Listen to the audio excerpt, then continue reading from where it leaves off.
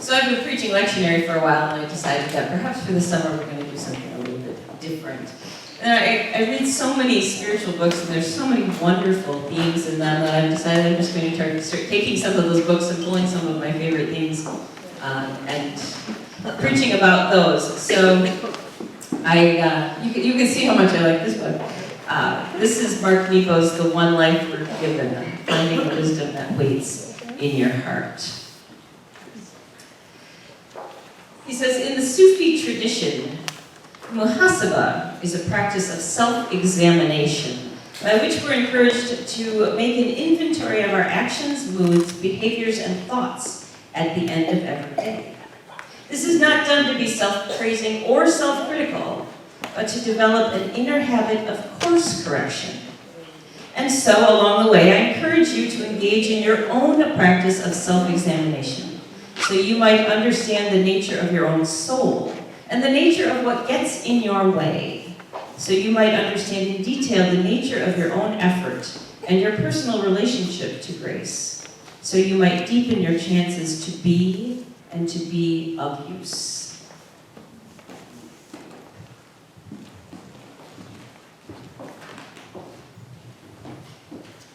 And we'll hear these words now from Paul, written to the people in Ephesus.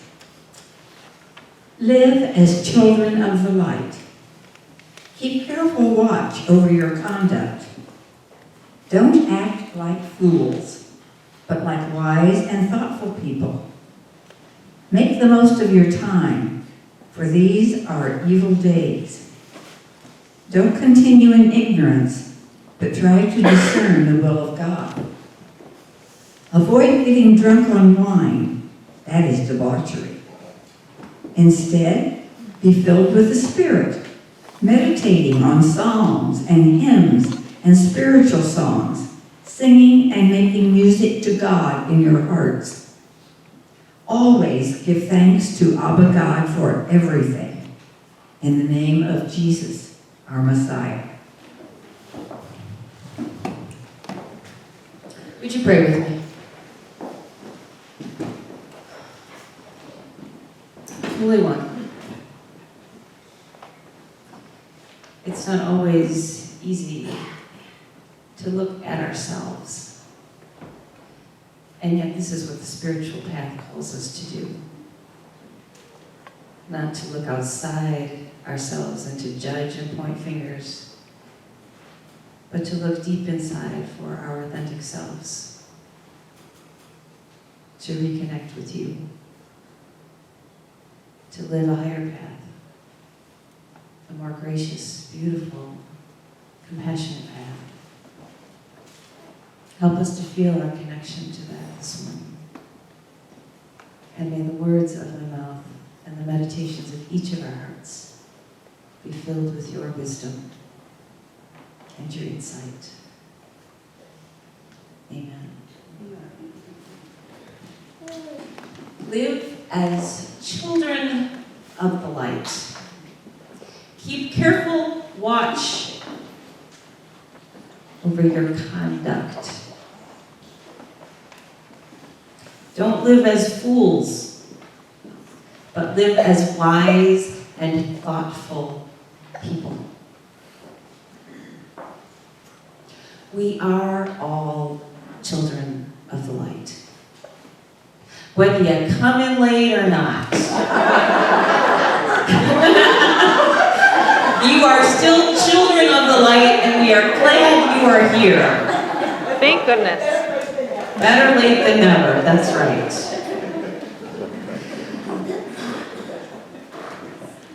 I don't care who you are, where you are, what you've done, you are a child of the light. And I'm pretty sure we're all here because we at least know that in our heads at some level. And I think we'd all like to sort of live as a child of the light. And maybe this is one of those phrases that we should take and we should put like on our bathroom mirror and hang it on our refrigerator to remind ourselves, you are a child of the light. Would you just behave like a child of the light, for Pete's sake? What do you think that looks like? What is, if I said, behave like a child of the light, What do you do? How do you act? How do you live your life? Be kind to each other. Help each other. We dance a lot. Dance a lot. Yes. Enjoy it, not complaining. Enjoy. Be positive, not negative. Keep learning. Keep learning. Have fun. Have fun.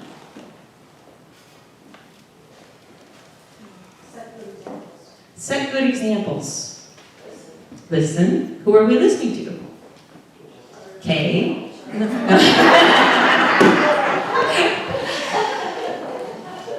Listen to one another. How do you treat yourself? Go ahead, Teresa, and then I'll go there. Embrace adventure. Embrace adventure. Take the scenic route on occasion. And Raise up others. There's the goodness in other people. build up other people. And their self-confidence. Jerry. Be patient. What was that? Be compassionate. How about yourself? How do you treat yourself? You take care of yourself. How do you take care of yourself? You be patient with yourself. You talk nice to yourself. Good self-talk, not negative self-talk. But caring for your bodies. Eating right. Exercising. And getting your checkups. Going to the dentist. Doing the things you're supposed to do. What about this world? As a child of light, how do we treat the world? With respect. What was that? We respect it. We care for it. Non-judgment. There's another good one. We do things like recycle, plant gardens, take in rescue animals. And we could probably go on and on. I think all of us would like to be all of that. Wouldn't we? What a beautiful way to live this world. We know. Each one of us knows, and those are capital letters, K-N-O-W. We know when we are not being a child of the light, don't we? We know when we are out of sync with the flow of the universe and the essence of all that is, with the Ancient of Days. We know when we're being stubborn and ungrateful and unkind and unreasonable and unforgiving and unhealthy and snarky and whiny and hungry. We know when we are being all of those things. We know when we're off course and we need a little bit of course correction. And why do we get in those places where we're off? Because sometimes our ego gets in the way, or our fear gets in the way, or our scarred inner child gets in the way, or we're not feeling worthy enough or good enough. And sometimes, it's just easier to be that snarky, whiny, scared, hungry, angry, frustrated person, isn't it? Than to try and be a child of the light. Sometimes it's easier. And I'm starting to be convinced that our society is okay with that in general these days. Paul in Ephesians says that way back then, these are evil days. There's a part of me that says, wow, things haven't changed at all, have they? And society still tells us that it's okay to say things that hurt other people. It's okay to do things that hurts other people. We're living in a time of greed and money and power where it's okay to step on the little guys to get what you want. It's okay to be judgmental and condemning and get what you want by violence. It's sort of uncool today to be a child of the light, to want peace, to be a pacifist, to want to be equal. It's almost uncool. And so we have all of that societal pressure not to be children of the light, but to just go with the flow of the world. And yet you all are sitting here because that's not who you want to be.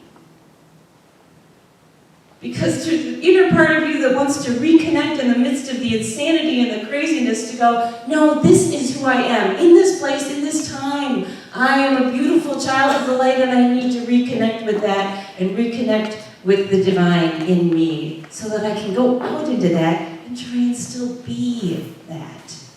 Maybe I'm wrong, but I think that's part of what brings us here every Sunday.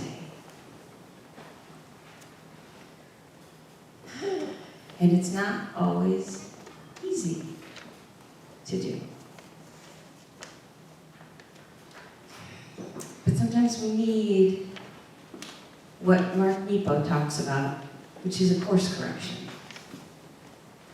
He sets up this, he reminds us of a Sufi practice. That's a practice of self-reflection every night. To just take a quick look back over the day and see, where were you in sync, where were you out of sync with your authenticity, with divine grace, with God within you.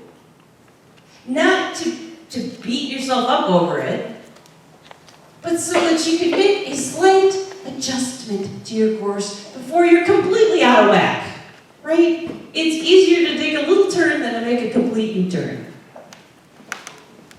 And so he encourages us to do that self-reflection. And I know that's hard, and I know realistically I'm not going to get any of you to do that every day. But maybe you could do it today. Maybe you could do it once in a while. Take a look at your life and go, where am I out of sync with the divine? How did I do today? What did I say that hurt somebody else that I should ask forgiveness for? When didn't I smile at someone when I could have? How could I have reached out to someone and yet I held back because I was afraid? Yet, how did I treat myself today? And my body and our world? And is there something little?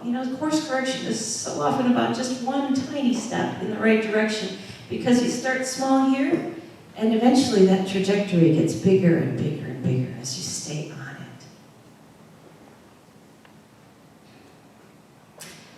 Rachel Raymond tells a story in her book, Kitchen Table Wisdom, about a young man who goes skiing, and he gets separated from his ski party, and he's lost in the wilderness for 3 days in sub-zero temperature, and survives. He's taken to the hospital when he gets out, spends a couple of days at a local hospital, but his frostbite and feet are so bad and turning gangrene that they fly him to New York so that the specialist can hopefully save his feet. A couple of surgeries, and he's doing okay for a while, and then one foot starts to get better and the other one starts to get worse. It's about 3 weeks after the original incident. And things are coming to a head, and they're realizing that that foot needs to be amputated, because the toxins from the gangrene are starting to affect his body, and he's getting sicker and sicker and weaker as the days go by. And he adamantly refuses to have that foot amputated, no matter the cost to himself. For the third or fourth time, the team of doctors goes up to his room with the lab results and what's going to happen to him if he doesn't amputate that foot. And it's pretty clear that things are going downhill quickly, and this could mean his death. His fiancée is in the room, and she has had it. She's overwhelmed, she's overwrought, she's upset. She finally takes her ring off of her finger, and she sticks it on his blackened little toe. And she says, "I hate this foot." She says, "If you want to marry it, you go ahead and marry the foot, but you can't have us both. You have to choose." And he said nothing, and he closed his eyes. And the next day he ordered the surgery.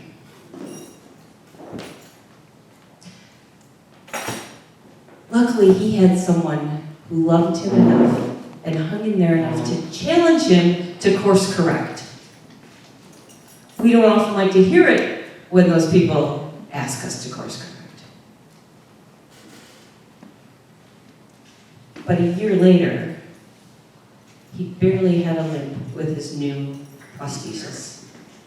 And he was getting ready to get married in 2 weeks.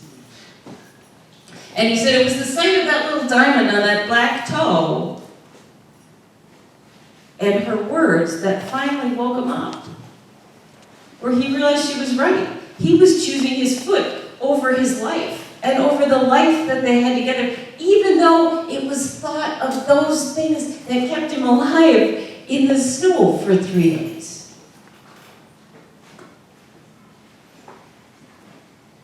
Course correction. Sometimes we need a complete reboot. You know, it's like your computer. Things aren't going bad, you don't know what went haywire, you just go, okay, let's shut the darn thing off and we'll just start over. Sometimes we need to do that with our lives. We need to go back to the basics, to reorganize our priorities, to get life straight again. So it was training camp in 1961.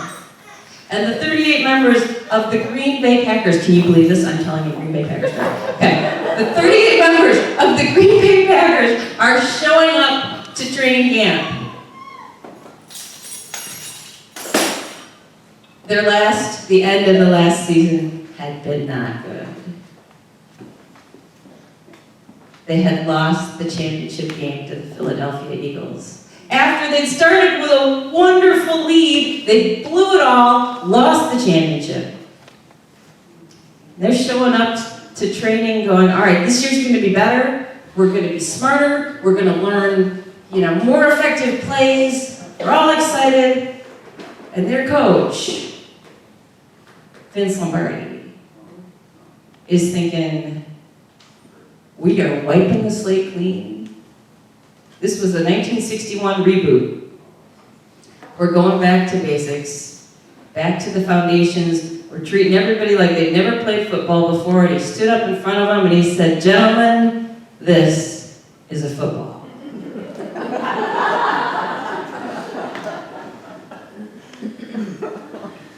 Ladies and gentlemen, you are children of the light.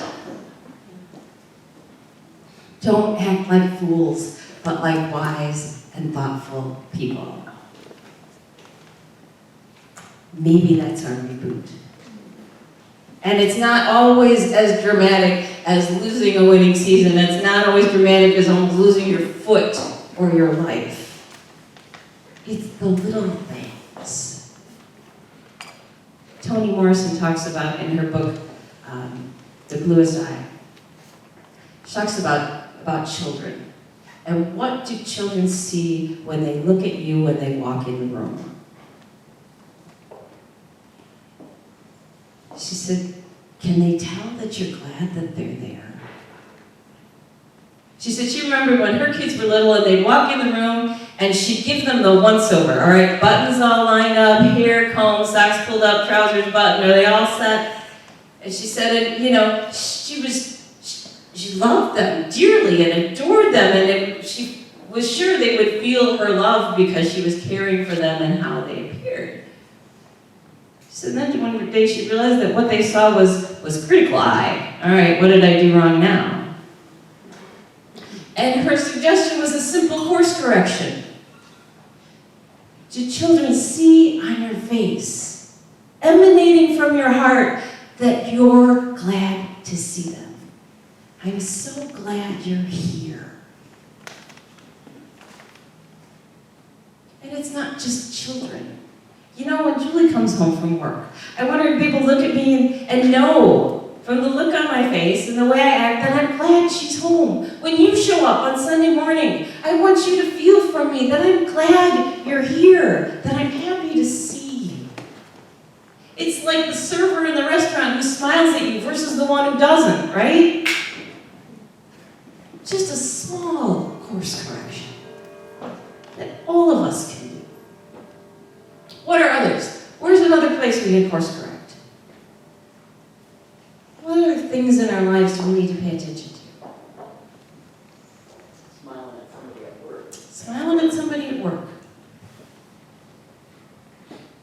That's the best you can come up with? Strangers on the street. Strangers on the street, okay. It makes her day. It does, sometimes. Think about what you say. Use your words nicely to build people up. Think before you speak. Helping a neighbor. Helping a neighbor. Be kind to ourselves. Be kind to ourselves. Customer service people. Be kind to customer service people.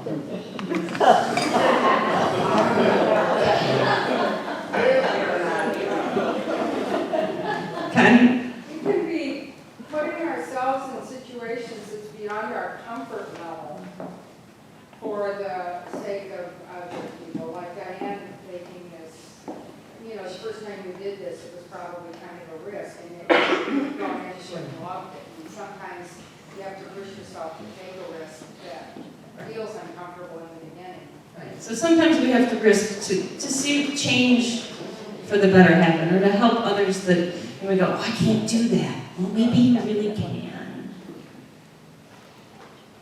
Ask for help. Ask for help. Ask for forgiveness.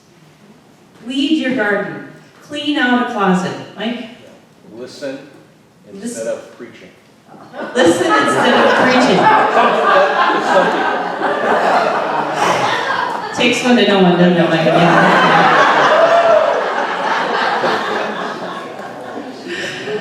Exercising more. Eating healthy. Recycling something you don't normally recycle. There are all kinds of little course corrections we can take. But to pay attention. So, I encourage you to reflect on yourself, your words, your behaviors, your actions, to see where you're living in line with being a child of the light and where you've clearly forgotten. And can you make those adjustments that bring you back in line? Because it really feels good to be in line. And by the way, I don't buy the whole line that says, well, that's just the way I am, I'm not changing. That is a cop-out for any of you who are saying that. It's a cop-out for being better. Or doing what you should do. All right, I'm stopping preaching, okay? That was for me. Okay, it's good for you. As long as you heard me and were listening. We're good. You are all children of the light.